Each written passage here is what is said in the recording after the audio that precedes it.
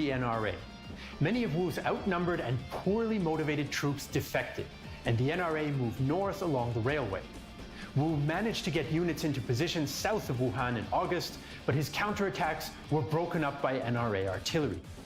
These attacks compromised Wu's defensive positions, and the NRA forced him north across the Yangtze River. Parts of Wuhan resisted the NRA for another month, but Chiang became master of the city. Wu was desperate and begged his ally Sun Chuanfang for help. But Sun's troops only began to move in late August, a delay which allowed the NRA to reorganize and prepare. Chiang actually launched his attack first.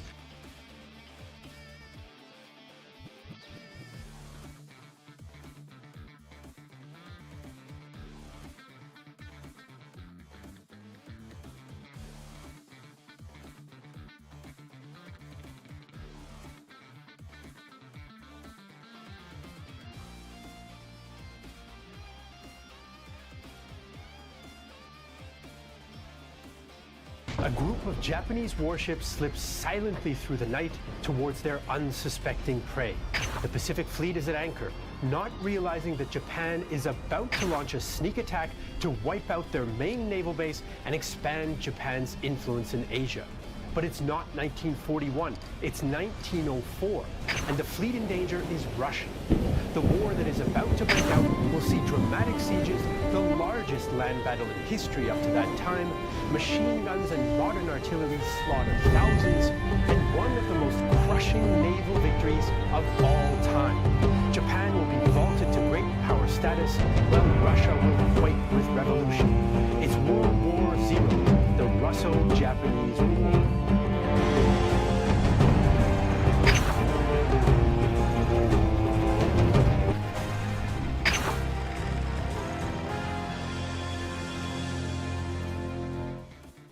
Hi, I'm Jesse Alexander, and welcome to The Great War. By the late 19th century, Japan had emerged as a modern power after centuries of isolation. Under the Meiji Restoration, the government prioritized the adoption of Western science, dress, and military technology. The pace of change astonished outsiders like journalist George Rittner. In less than 20 years, Japan has acquired the knowledge it has taken us centuries to learn. Japanese leaders decided to put the country's new advantages to use and defeated Imperial China in the Sino-Japanese War of 1894. Japan was now the strongest power in East Asia, and this new status led to rivalries with the European great powers, especially Russia. After its defeat in the Crimean War of the 1850s, the Russian Empire turned its attention to further expansion in the Far East. The city of Vladivostok was founded in 1860, and its very name made Russian intentions clear: Lord of the East. From 1894, Tsar Nicholas II tried to increase Russian influence in Manchuria and Korea, despite the opposition of some of his ministers. After the Sino-Japanese War, Russia and the other European powers forced Japan to give up the strategic naval base at Port Arthur, which Russia then forced the Chinese to lease to it. Russian troops also participated in suppressing the Boxer Rebellion in China in 1900 to 1903 and stayed in Manchuria afterwards. To Japanese leaders, the situation was intolerable. In their eyes, Russia was threatening Korea and Japan itself, a so-called dagger pointed at the heart of Japan. So Japan went looking for allies, and they found one in Great Britain. The British were worried about potential Russian expansion towards British India, so in 1902, Japan and the United Kingdom formed an alliance. This agreement meant that Russia and Japan would face each other one-on-one if it came to war. The weak emperors of China and Korea decided it would be best to remain neutral even if fighting broke out on their soil. So by 1904, Russian and Japanese ambitions in the Far East had reached breaking point. After brief negotiations failed, Japan began to prepare its new army and navy for war. In 1904, 82% of Japan's national budget went to the military, which had grown to around 400,000 men. The army modeled itself on the Prussian General Staff and prioritized education, leadership, and morale. They also tried to replace old clan loyalties with Japanese patriotism. The principal duty of soldiers is loyalty to sovereign and country. It is improbable that anyone born in this country will be wanting in patriotism. But for soldiers, this virtue is so essential that unless a man is strong in patriotism, he will be unfit for service. Remember always that duty is heavier than a mountain, while death is lighter than a feather. The Imperial Japanese Navy modeled itself on Britain's Royal Navy and boasted state-of-the-art British-built capital ships. In 1904, it had the fourth biggest fleet in the world, including 6 battleships and 6 battle cruisers. Britain also cooperated with Japan in intelligence, and the Japanese built an effective network of informants in the Russian Far East. Meanwhile, Russia's military was stagnating. There were some quality units in its 1 million strong army, but only 150,000 of these were in the Far East. The vast majority of the conscripts were poorly trained, motivated, and led. The officer corps was still the product of aristocratic favoritism, and non-noble officers were rare since they were considered politically unreliable. The situation was no better in the Navy. Many sailors came from landlocked provinces with little maritime experience, and they complained that the officers didn't even know their names. In Port Arthur and Vladivostok, the Russians had 7 battleships and 11 cruisers, but these ships were of an older design than those of the Japanese.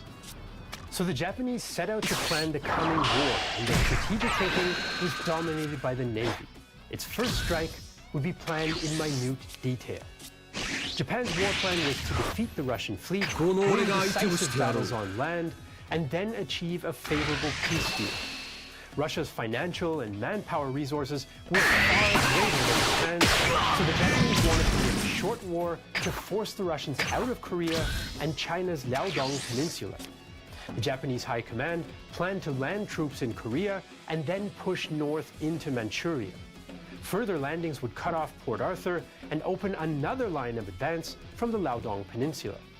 Japanese troops would then join forces for a major battle and push the Russians back to Harbin.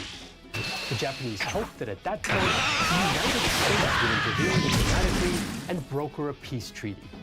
But for any of this to work, Japan's maritime supply and logistical routes must be secured. And this meant crippling the Russian Navy in a surprise attack.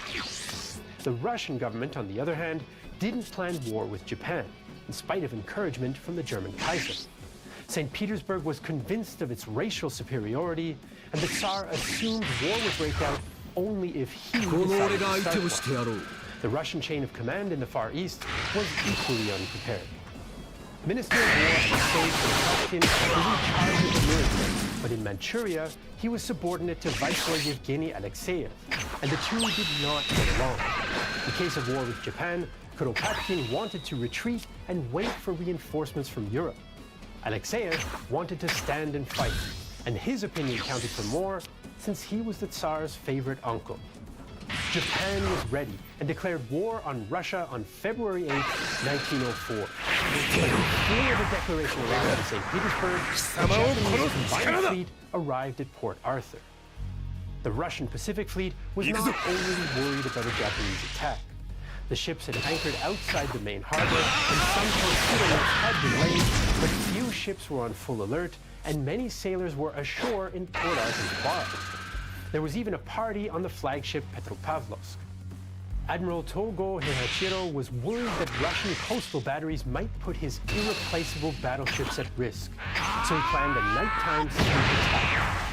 The capital ships waited at some distance while 10 destroyers armed with torpedoes crept up on the unsuspecting Russian ships in the darkness. At 11:30 p.m., the first 4 Japanese destroyers launched their torpedoes from a distance of 650 meters. 6 missed their targets, but 2 hit the cruisers Palada and Rekyavik. The Russians opened fire on the second group of destroyers, forcing them to fire their torpedoes from 1.5 kilometers away. A Russian sailor recalled the moment the battleship Tsarevich was hit. At 11:38 p.m., the commander heard the order, torpedo defense, in the cabin. To get dressed and on deck was a matter of 2 minutes. During this time, they opened fire.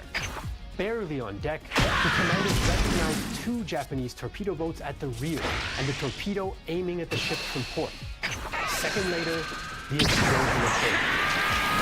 Togo ordered his fleet to close in, but the Russian coastal batteries soon forced the Japanese vessels back.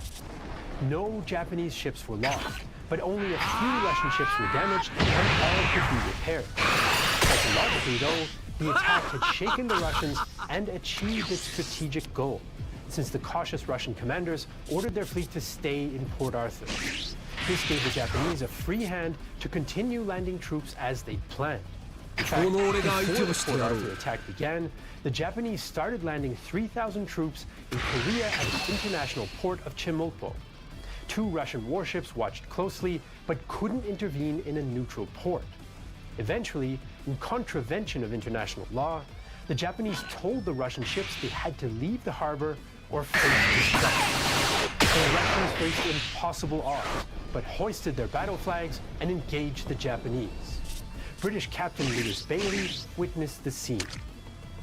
Here were 694 Russian officers and men going to almost certain death, for no one expected them, or at any rate many of them, to survive the most unequal conflict. And yet, they had their bands playing and were cheering, and their cheers were heartily returned by about 400 British officers and men, who felt very sorry for them and admired their pluck in giving battle. The waiting Japanese defeated the Russians in the Battle of Chemulpo Bay, and the Russian commanders scuttled their enemy's ships. The Russo-Japanese War began at sea, but without a decisive engagement. Instead, the focus of the war now shifted to the land. The Japanese First Army landed 42,000 men in Korea and had planned to land more at Dalny to cut off Port Arthur. For the additional landing, First Army would have to push back the 19,000 men of the Russian Eastern Detachment along the Yalu and Ai rivers. The first clashes pitted Russian Cossacks against the Japanese in wintry conditions. Despite the Cossacks' fierce reputation, military translator Usa Ogihiko was unimpressed. The Cossack army is an army in name only. In fact, they are nothing more than trick riders. There are several 100,000 Cossacks, but if all of them were to come together, what would they be able to do? They are useless soldiers in a war. The fast-flowing Yalu River was a natural defensive position, but the Russian Soviet command was disorganized. Kuropatkin ordered local commander General Mikhail Zasulich to retreat if attacked, while Alexeyev told him to stand firm. Zasulich chose to stay and fight. The Japanese dug artillery pits to hide their guns, and scouts disguised as Korean fishermen reconnoitered Russian positions. The Russians, on the other hand, moved around openly and didn't camouflage their large artillery carriages. Japanese engineers also built a large bridge in plain sight of the Russian artillerymen who opened fire and exposed their gun positions even further. Japanese counter-battery fire from concealed guns then knocked out many Russian positions before the main attack began. Zasulich expected the Japanese to attack near the wide, shallow mouth of the river within range of their naval guns. Instead, the Japanese used what would become a common tactic in the war. The 12th Division crossed the Yalu quite some distance from the Russian flank. Zasulich fought at the speed of faith and held his position, which allowed the 12th Division to capture the high ground and cross the Ai River after fierce fighting. Japanese Captain Takeru recalled, "The fierce battle lasted 3 hours, and all of those who fell were killed or wounded when crossing the Ai River. It is said that the soldiers, standing in the midst of the smoke and bullets, were in high spirits, and with a vigor that could never be seen in ordinary training, they chanted military songs in one voice and kept pace as they advanced. All was as it should be." With the Russian left flank collapsing, on May 1st, the Japanese launched a general assault in the center across the Yalu. They drove the Russians from their trenches, where the Japanese artillery fired on them from the heights. Russian forces retreated to the gorges behind the river, which was also a defensible position if it weren't for the confusion in the Russian command. The Japanese poured fire onto the Russian columns, and the 12th Division began to surround them. Lacking clear orders, some Russian units surrendered. The Battle of the Yalu River cost around 2,000 Russian and 900 Japanese lives.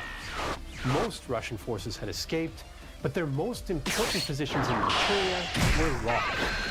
The Japanese landings at Dalny went ahead, and it seemed the war was going Japan's way. Foreign banks now began to loan Japan much-needed cash as well. After the battle on the Yalu, the Japanese were in position to move on the Russian naval base at Port Arthur from the landward side. The arrival of Admiral Stepan Makarov at Port Arthur seemed to give the Russians some hope as he led aggressive naval sorties against the blockading Japanese fleet.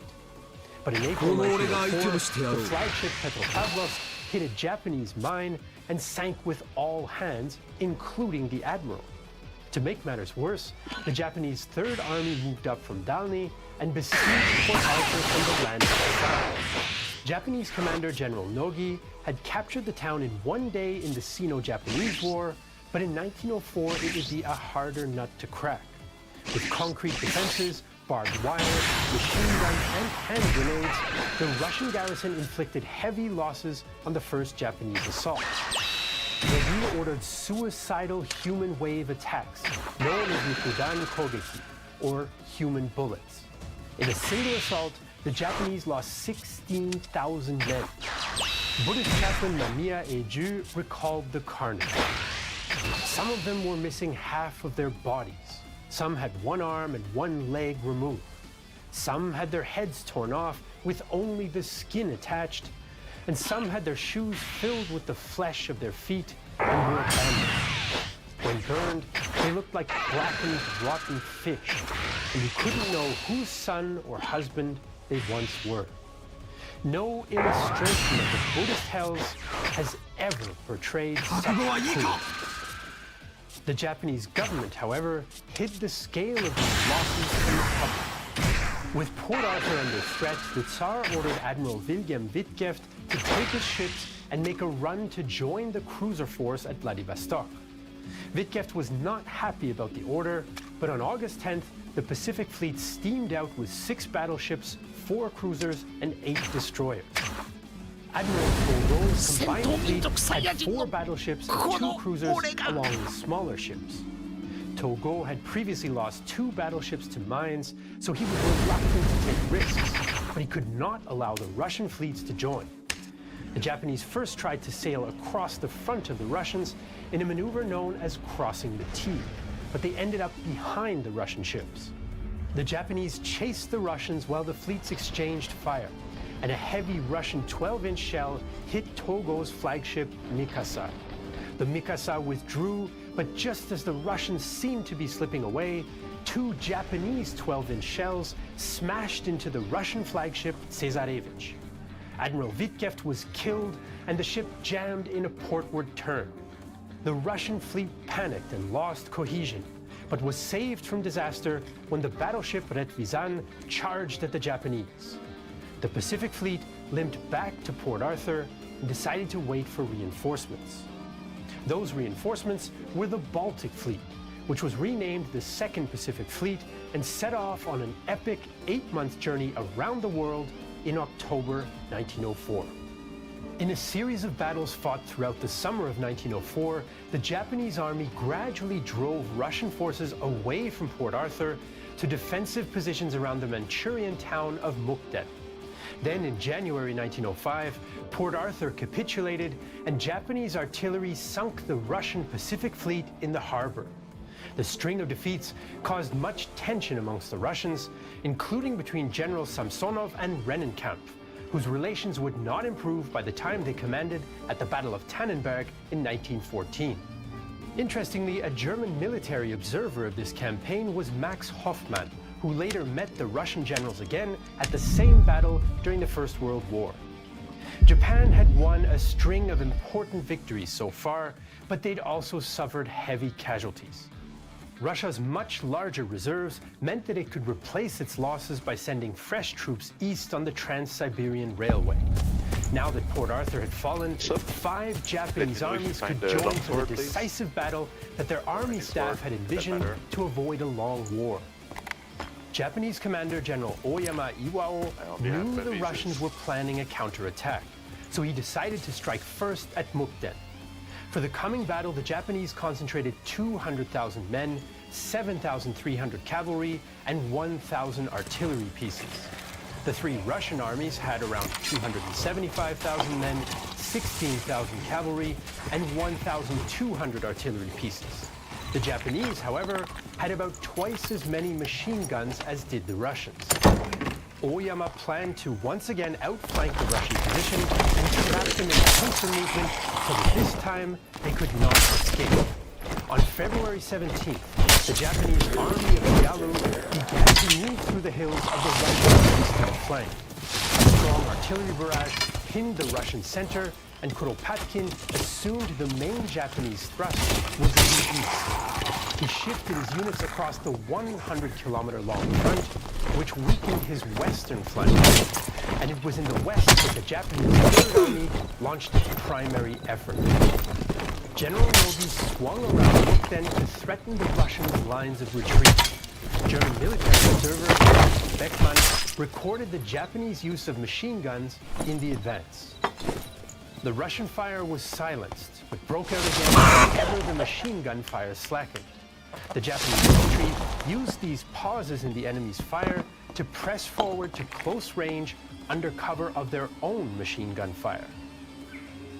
Russian troops began to panic. Officers tried to organize counterattacks, but the chaos turned into a rout. Fleeing Russian troops burned supplies and looted the remaining vodka. Russian officer Anton Denikin, who would later lead the Whites in the Russian Civil War, recalled the chaos. Individual soldiers, sometimes in small groups, then scattering again, helplessly looked for a way out of the The whole field, as far as the eye could see, was littered with abandoned boxes and heaps of luggage, even from the commander-in-chief's baggage train. Wagons and carts, ambulances, and riderless horses all rushed about in different directions.